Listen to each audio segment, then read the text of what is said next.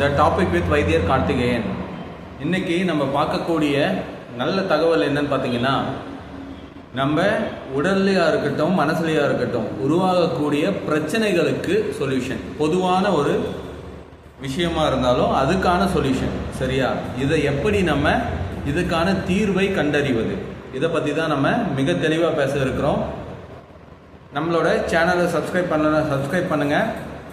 இந்த தகவல்கள் பிடித்திருந்தால் ஷேர் பண்ணுங்கள், லைக் பண்ணுங்கள். சரியா? கண்டிப்பாக நான் சொல்லக்கூடிய விஷயங்கள் உங்கள் வாழ்க்கையில் இருக்கக்கூடிய மனிதர்களுக்கு ஒரு நாள் என்றாவது ஒரு நாள் டெஃபினட்டாக பயன்படும். சரியா?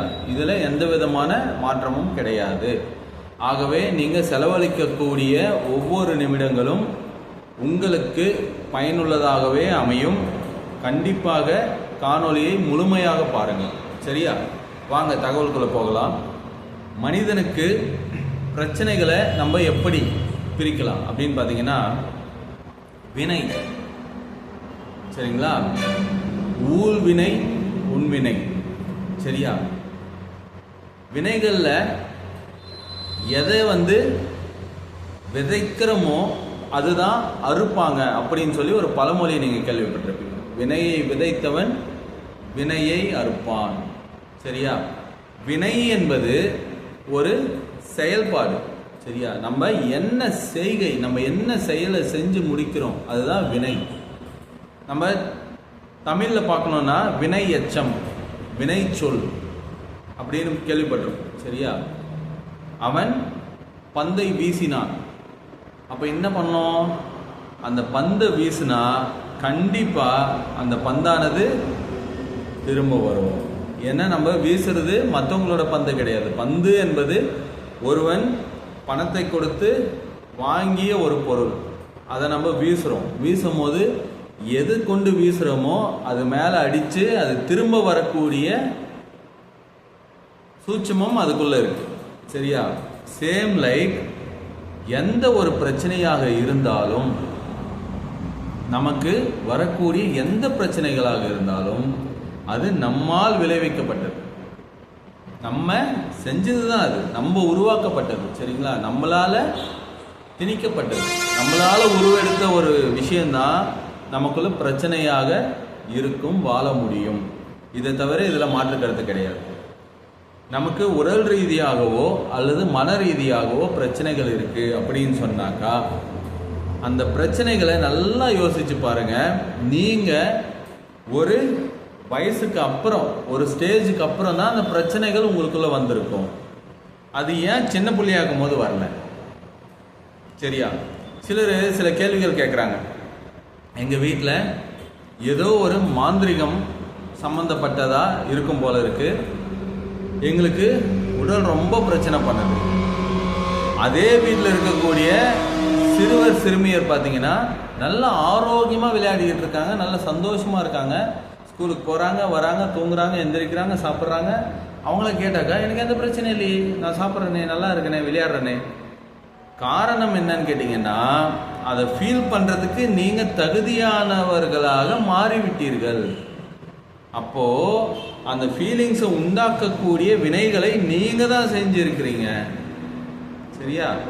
நீங்கள் எந்த வகையான விஷயங்களை யோசிக்கிறீங்க, அது எவ்வளோ நேரம் யோசிக்கிறீங்க. சரியா? இப்போது ஒரு வண்டி, அந்த வண்டியோட வீல்ல இருந்து காற்றை எடுக்கணும். சரிங்களா? அது பிறரோட வண்டி, அடுத்தவங்களோட வண்டி. அதுலேருந்து நீங்கள் எடுக்கக்கூடிய காற்றானது, சரியா, அது பஞ்சபூத சக்தி தான் அதுக்குள்ளே ஒளிஞ்சிருக்கு. அதை நீங்கள் எடுத்துறீங்க. அதை எடுக்கிறதுக்கு போது நீங்கள் எந்த அளவுக்கு யோசிக்கிறீங்க, சரிங்களா, அதை செயல்படுத்துறதுக்காக, அந்த பாதிப்பு உங்கள் மனசில் இருக்கும். சரியா? இப்போ நீங்கள் அதை எடுத்துட்ட பிறகு அவன் எங்கேயாச்சும் விழுவான், எழுவான், இல்லை தப்பிச்சு போ, ஏதோ ஒன்று நடக்கும். சரியா? அந்த யோசனையும் ஃபர்தராக என்ன நடக்கும் அப்படின்ற யோசனையும் உங்கள் மனசில் ஓடிக்கிட்டே இருக்கும். இப்போ இது என்ன நடக்கும்னு பார்த்தீங்கன்னாக்கா, உங்களோட மனசில் இருக்கக்கூடிய அந்த ஆற்றலானது, நினைவாற்றலானது தடுமாறிவிடும். ஏன்னா அது உங்களுக்காக வேலை செய்யலை. சரியா? இன்னொரு விஷயத்துக்காக வேலை செய்ய ஆரம்பிச்சிருச்சு.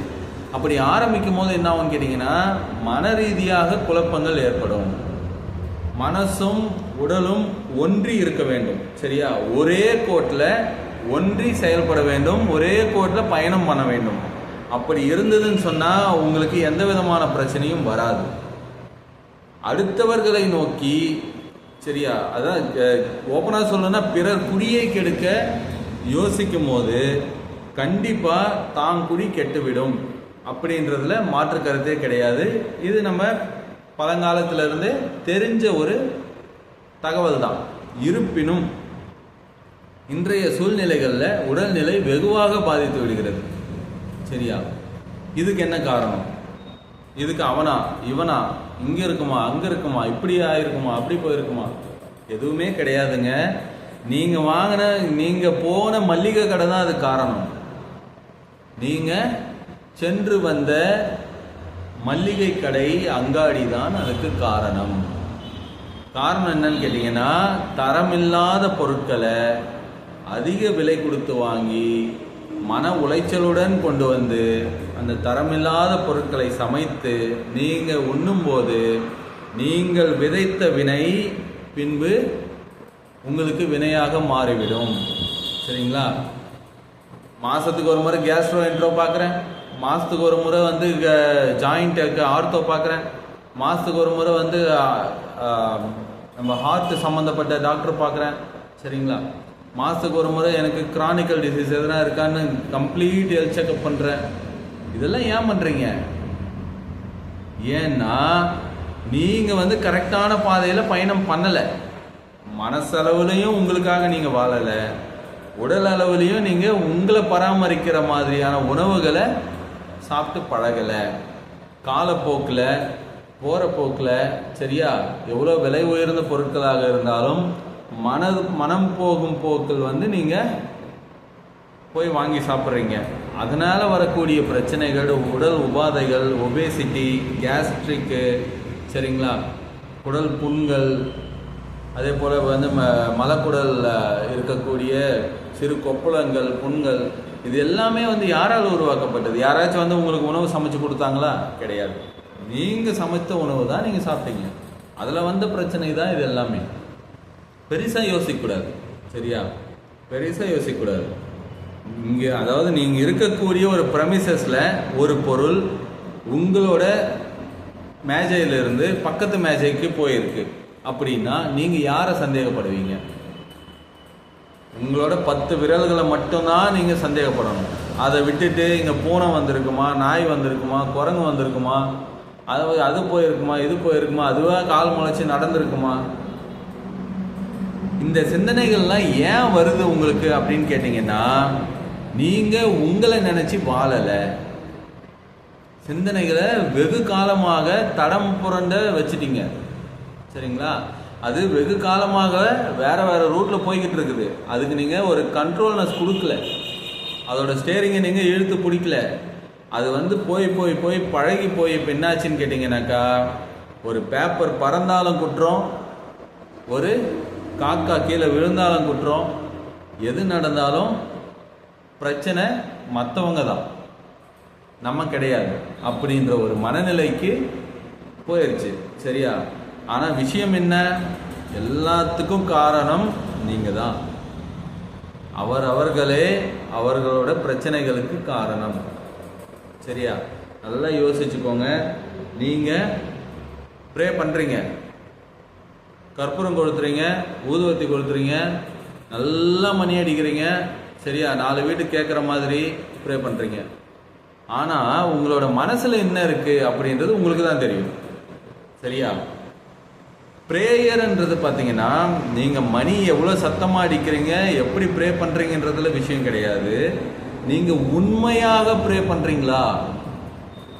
நீங்கள் கடவுள்கிட்ட ஒரு நண்பனாக இருக்கிறீர்களா? கடவுள் நீங்கள் சொல்கிறத கேட்குறாரா, இல்லை அவர்கிட்ட உங்களால் சொல்ல முடியுமா அப்படின்றத விட முதல்ல அந்த ஒரு பேசிக்கை நீங்கள் தெரிஞ்சுக்கணும். சரியா? இதெல்லாம் ஏன் சொல்கிறேன் அப்படின்னு கேட்டிங்கன்னா, மனசை கட்டுப்படுத்துறதுக்கான முதல் நிலை வந்து நீங்கள் தியான நிலைக்கு போகணும். தியான நிலைக்கு போகணும்னா நீங்கள் 5 நிமிடங்களோ 1 நிமிடமோ சரியா சர்ச்லேயோ மசீத்லேயோ இல்லைன்னா கோவில்கள்லையோ நீங்கள் ப்ரேயரை தரமாக பண்ணணும். அந்த ப்ரேயர்ன்றது உங்களோட மனசை வந்து ஒவ்வொரு முறையும் இங்கே போகாத, அங்கே போகாத, இப்படி யோசிக்காத, அப்படி யோசிக்காத, இதை மட்டும் யோசி, உன் ட்ரெஸ்ஸை பற்றி பாரு, உன் ஃபேஸை பாரு, உன்னோட உடம்பை பாரு, உன்னோட உணவை பாரு அப்படின்னு சொல்லிக்கிட்டே இருக்கிறதுக்காக தான் நீங்கள் ப்ரேயர் மெத்தடை ட்ரை பண்ணணும், ரெகுலரைஸ் பண்ணணும். அதை விட்டுட்டு நானும் வந்து ப்ரே பண்ணுறேன், நானும் வந்து இதை பண்ணுறேன், நானும் வந்து அதை சாப்பிட்றேன், நானும் வந்து தரமாக சாப்பிட்றேன், நானும் 5000 ரூபாய்க்கு சாப்பிட்றேன், நான் 6000 ரூபாய்க்கு பில் பண்ணுறேன் அப்படின்றதெல்லாம் வந்து மேட்ரு கிடையாது. எதை பண்ணணுமோ அதை கரெக்டாக பண்ணணும். உங்கள் லைஃபுக்கு அப்படின்றத தெரிஞ்சு பண்ணணும், உங்களோட சந்ததியினருக்கு அப்படின்றத தெரிஞ்சு பண்ணணும். சரியா? அதே போல் ஒரு நபர் வந்து நம்மளோட சப்ஸ்கிரைபர் தான், அவர் கேட்டிருந்த ஒரு கேள்வி என்னன்னு பார்த்தீங்கன்னா, எனக்கு பதிலே சொல்ல முடியல. உலகத்தில் நிறைய விஷயம் இருக்குன்னு சொன்னாங்க, ஆனால் அதெல்லாமே இப்போ வந்து எனக்கு தான் நடக்குது அப்படின்ற மாதிரி எனக்கு தோணுது. இதுக்கெல்லாம் காரணம் என்ன, உண்மையா பொய்யா அப்படின்னு கேட்டிருக்கிறார். அவருக்கு நான் திரும்ப கேட்டேன், எது நடக்குது, உலகத்தில் நிறைய என்ன இருக்குது, என்ன பண்ணுது அப்படின்னு கேட்டாக்கா அதுக்கு பதில் இல்லை. அதாவதுங்க, இதுக்கு பொதுவாக பதில் சொல்லணும் அப்படின்னு பார்த்தீங்கன்னாக்கா, நம்ம ஒருத்தருக்கு தீங்கு விளைவிக்கணும்னு நினைக்கிறோன்னு வச்சுக்கோங்க. அதுக்காக நீங்கள் பண்ணுற முதல் செலவு உங்களோட மனநிலை தடுமாற்றம். முதல் செலவு மனநிலை தடுமாற்றம். உங்கள் மனநிலை வந்து உங்களுக்காக இருக்காது. நீங்கள் எவ்வளோ நாள் வந்து அந்த தீங்கை விளைவிக்கணும்னு நினைக்கிறீங்களோ அவ்வளோ நாளைக்கு அவங்கள நோக்கி தான் அந்த மனசு செயல்படும், அவங்க வீட்டை நோக்கி தான் இருக்கும், அவங்க மக்களை நோக்கி தான் இருக்கும். சரியா? உங்கள் குடும்பத்தோட நலன் வந்து அந்த மனசு பார்க்காது, உங்களோட உடம்பை பார்க்காது. ஓகேவா? ஸோ நீங்கள் அங்கேயே வந்து டோட்டலாக வேற ரோட்டில் போயிட்டீங்க, உங்கள் உடல்நிலை பாதிக்க ஆரம்பிச்சிடும். இரண்டாவது விஷயம், அவர்களுக்காக நம்ம ஏதோ ஒன்று பண்ணோன்னு வச்சுக்கோங்களேன். சரிங்களா? எக்ஸாம்பிளுக்கு ஓப்பனாக சொல்லணும்னா, ஒரு மந்திரமோ மாயமோ ஏதோ ஒன்று செஞ்சோம்,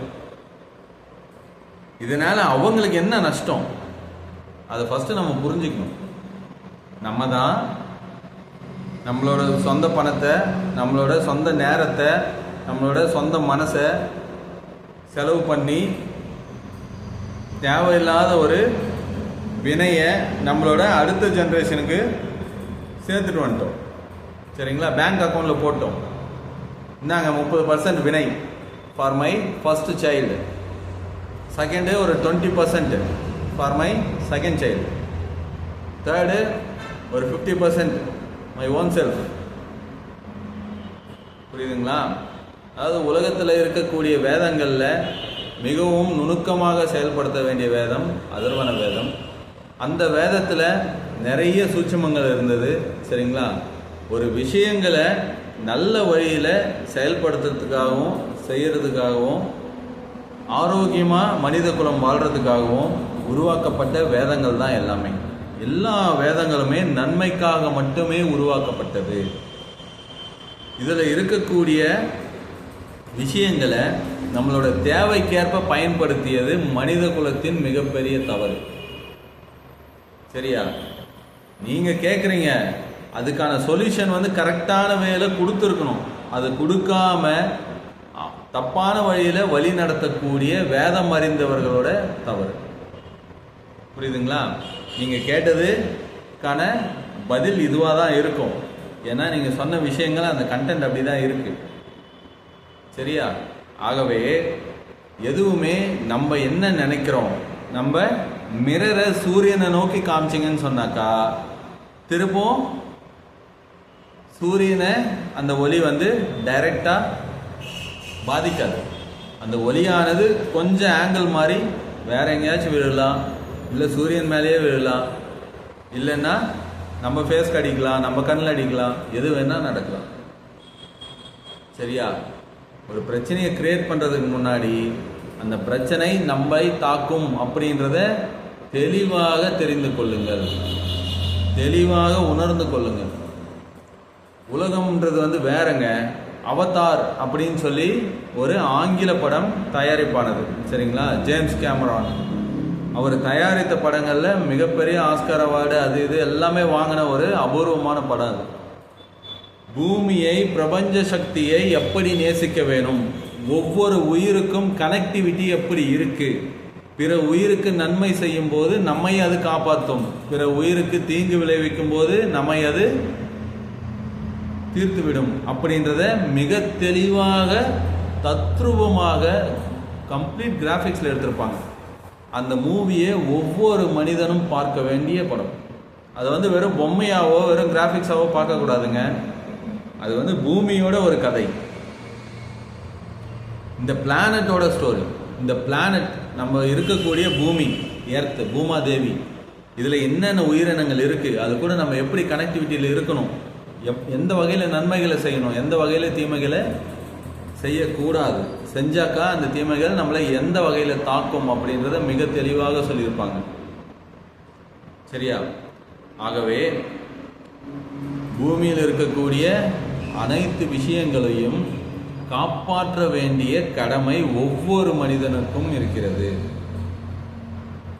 கூட பிறந்தவங்களா இருந்தாலும் சரி, சரியா, நம்ம தாய் தந்தையாக இருந்தாலும் சரி, பக்கத்து வீடுக்காராக இருந்தாலும் சரி, பக்கத்து ஊருக்காரராக இருந்தாலும் சரி, நம்ம பூமியாக இருந்தாலும் சரி, நம்ம ஊராக இருந்தாலும் சரி, எல்லாத்தையும் காப்பாற்ற வேண்டிய கடமை இருக்குது. கவர்மெண்ட்டில் ஜாப் பொசிஷன்ஸ் நீங்கள் பார்த்துருப்பீங்க. கிராம நிர்வாகம், ஊரக வளர்ச்சித்துறை, சரியா, மாவட்ட ஆட்சியர், ஓகேவா? இதெல்லாம் எதுக்காக இந்த ஹைரார்கி அப்படின்னா, நம்ம பூமியில் இருக்கக்கூடிய மக்களையும் அவர்களை சேர்ந்த நன்மையான விஷயங்களையும் பொற்றி பொற்றி காப்பாற்றுறதுக்காக தான் இந்த துறைகளையே அமைச்சிருக்காங்க.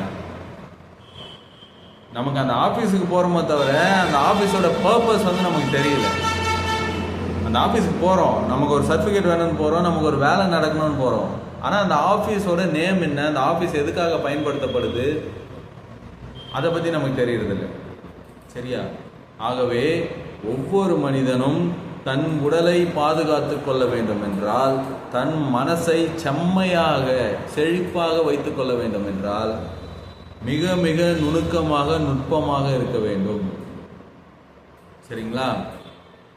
அதாவது மூளை மழுங்கி போன தனமாக எந்த ஒரு மூட நம்பிக்கை உடையவர்களோட பேச்சை கேட்டு எந்த ஒரு விஷயத்திலையும் இறங்கிறது வேஸ்ட், டோட்டல் வேஸ்ட். இன்னும் ஓப்பனாக சொல்கிறேங்க, இருக்கிற விஷயம், நீங்கள் நினைக்கிற விஷயம் உண்மை அப்படின்னு இருந்தாக்கா, உலகத்தினோட முதல் கோடீஸ்வரன் இடத்துல நினச்சவங்க போய் உட்காரலாம். முதல் கோடீஸ்வரனை நினச்ச இடத்துக்கு அனுப்பிச்சு கையாந்த வைக்கலாம். முடியுமா? முடியாது. அப்போது விஷயம் ஒன்றா இருந்தால் கண்டிப்பாக இதெல்லாமே நடக்கும். எங்களோட சித்தர்கள் சொன்ன விஷயங்கள் எல்லாம் பார்த்தீங்கன்னா, குருகுலம் வழியாக அனைத்துமே கர்மா, அனைத்துமே நாம் விதைத்த கர்ம பலன்கள். பூமியில் இருக்கக்கூடிய அனைத்து ஆபத்துகளும், சின்ன ஆபத்துலேருந்து பேராபத்து வரைக்கும் நம்ம விதைச்ச கர்மா பலன்கள் தான். புரியுதுங்களா? இன்றைக்கி நீங்கள் ஒரு ஆஃபீஸ் போகிறீங்க, அங்கே போனீங்கன்னா ஒரு வேலை ஆகலை, ஒரு வேலை நடக்கலை, போகிற வேலை வந்து ஓகே ஆகலை, அது உங்களோட கர்மாவோட பலன். அது என்னங்க கர்மாவோட பலன்? அது எதனா மறைமுகமான மேஜிக்கா அப்படின்னு கேட்டிங்கன்னா எல்லாருமே அப்படி தான் சொல்லுவாங்க. சரிங்களா? இட்ஸ் எ மேஜிக்கல் வேர்டு கர்மா. அதை வந்து மறைமுகமாக க்ளீன் பண்ணலாம், அப்படியே நான் வந்து கண் பார்வையில் க்ளீன் பண்ணலாம், வாய்ப்பே கிடையாது. மன ரீதியாக 369 நாட்கள் நீங்கள் வந்து மன ரீதியாக செம்மையாக நடந்து கொள்ள வேண்டும். அதே போல் நீங்கள் உண்ணக்கூடிய உணவுகள் வந்து மிக செழிப்பான சமைக்காத உணவுகளை அப்பப்போ எடுத்துக்கொள்ள வேண்டும். உணவு முறைகளில் பயங்கரமான ஒரு மாற்றம் இருக்கணும்.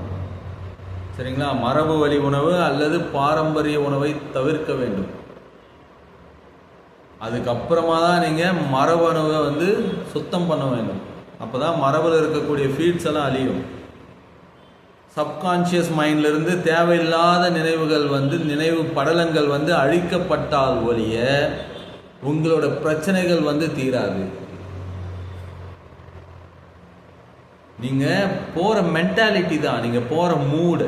சரியா? நீங்கள் போய் மீட் பண்ணுற ஆஃபீஸர் இருக்கக்கூடிய மென்டாலிட்டி, அவங்க கூட நீங்கள் கம்யூனிகேட் பண்ணக்கூடிய ஒரு முறை, ஒரு டெக்னிக். அவர் கோபமாக இருக்காருன்னு சொன்னால் திருப்பி திட்ட வேண்டியது அவரை. நீ என்னத்தை என் மேலே கோவப்படுறது, எனக்கு இந்த வேலை ஆகணும், பண்ணி தரையா இல்லையா? No use. அது அங்கே உருவாகிறது அந்த கர்மா, அந்த ரிஃப்ளெக்ஷன் தான் அவர் முடியாதுன்றவர்.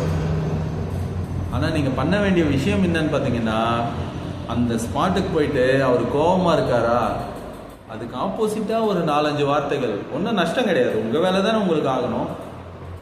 நீங்கள் கிரியேட் பண்ணுற கர்ம தான் உங்களுக்கு வினையாக மாறும். நீங்கள் அவர் கூட ஜோவியலாக பேசி, என்ன சார் முகமே மாறி போச்சு, என்ன கோபமாக இருக்கிறீங்க, அது இதுன்னு சொல்லி நீங்கள் அவரை சமாதானப்படுத்தணும். சாப்பிட்டீங்களா இல்லையா, வணக்கம், நல்லா இருக்கீங்களா, எங்கேயோ பார்த்த மாதிரி இருக்குது. ஒரு கம்யூனிகேட் நீங்கள் தான் ஒரு பெட்டிங் நீங்கள் தான் கிரியேட் பண்ணிக்கணும். அப்படி பண்ணும்போது தான் அங்கே போன வேலை நடக்கும். சரி சார், நீங்கள் வாங்க, நாளைக்கு கண்டிப்பாக பண்ணித்தரேன்னாச்சும் அவர் சொல்லுவார். புரியுதுங்களா? இதுவும் கர்மா தான். நீங்கள் திட்டினீங்கன்னா வேலை நடக்காது, அது தப்பான கர்மா. நீங்கள் சந்தோஷமாக பேசி அவரை மாற்றிட்டீங்கன்னா வேலை நடந்துடும், இது ஒரு குட் கர்மா. சரி, இவ்வளோ தான் கர்மான்றது, இவ்வளோ தான், சிம்பிள், பெருசாக ஒன்றும் கிடையாது. நீங்கள் என்னத்தை செய்கிறீங்களோ, உங்கள் எண்ணம் என்னதோ அதுதான் நடக்கும். எண்ணம் போல் வாழ்க்கை. நீங்கள் உங்களோட எண்ணத்தை கிளியரான வழியில் கொண்டு போயிட்டே இருந்தீங்கன்னாக்கா நீங்கள் போகிற விஷயங்கள் டக்கு டக்குன்னு நடக்கும். கர்ம பலன் உங்கள் கை மேலே கிடைக்கும். சரியா? எண்ணம் கிளியராக இல்லை, ரொம்ப குழம்பி போயிருக்கு. சரியா? அப்போது ஒர்க் அவுட் ஆகாது. அந்த குழப்பத்துக்கு காரணம் உங்களை பற்றி நீங்கள் யோசிக்கலை, உங்கள் ஹெல்த் கான்ஷியஸ் உங்களுக்கு இல்லை, நீங்கள் கரெக்டான உணவை பற்றி பிளான் பண்ணலை, நீங்கள் ஹாப்பினஸ் பற்றி யோசிக்கலை. This is the main thing. நீங்கள் ஹாப்பினஸ் பற்றி சுத்தமாக யோசிக்கலை. ஒரு மனிதன் உணவை பற்றி கூட யோசிக்காமல் இருக்கலாம், ஆனால் அவனோட ஹாப்பினஸ் பற்றி கண்டிப்பாக யோசிக்கணும். சந்தோஷம்தான் முதல் உணவு. சந்தோஷம் இல்லைனாக்கா நீங்கள் 10 கலம் உணவை சாப்பிட்டீங்கன்னா கூட வேஸ்ட், ஹெல்த் இஷ்யூ தான் வரும். சிரிக்கணும், பிரச்சனைகளை அப்படியே மாற்றணும். பிரச்சனையை அப்படியே மாற்றி அதை சந்தோஷமாக மாற்றிடணும். இந்த டெக்னிக் ஒவ்வொரு மனிதனும் பயன்படுத்தினாங்கன்னா பிரச்சனையே கிடையாது. There is no karma vinay at all. சரியா? ஸோ இதுதான் இன்றைக்கான அற்புதமான தகவல். இந்த தகவல் உங்கள் எல்லாருக்குமே பயனுள்ளதாக இருக்கும். நீங்கள் செய்யக்கூடிய ஒவ்வொரு நல்ல காரியங்களும் உங்களுக்கு கர்மாவின் நல்ல பிரதிபலன்களாக கிடைக்கும். நீங்கள் நினைக்கக்கூடிய கெட்ட விஷயங்களாக இருந்தாலும் கர்மா எனும் விஷயத்தில் பேராபத்தாக முடியும். சரியா? அதனால் தயவு செய்து உங்களுக்குள்ளே இருக்கிற பிரச்சனைகளுக்கு சொல்யூஷனை வெளியே போய் தேடாதீங்க. சரியா? It's very simple. நீங்கள் கிளியர் கட்டாக முடிவு பண்ணுங்கள். அதாவது ஒரு விரதத்தை மேற்கொள்ளுங்க.